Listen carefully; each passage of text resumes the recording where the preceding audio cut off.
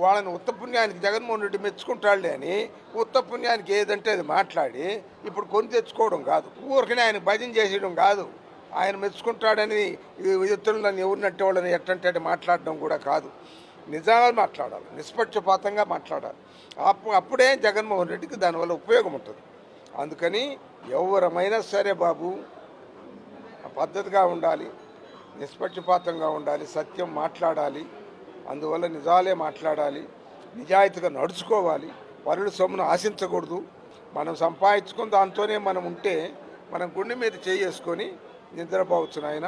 అందువల్ల ప్రతి ఒక్కరికి నేను మనవి చేసేది అంటే ఇది ఒక పెద్ద జన్మతా కొన్ని గుణాలు వస్తాయి, ఈ కష్టం కొన్ని మార్చుకోవడం, పెద్ద డిటర్మినేషన్ ఉంటే కానీ మార్చుకోలేరు. పెద్ద డిటర్మినేషన్, సంకల్ప బలం ఉండాలి ప్రతి ఒక్కరికి.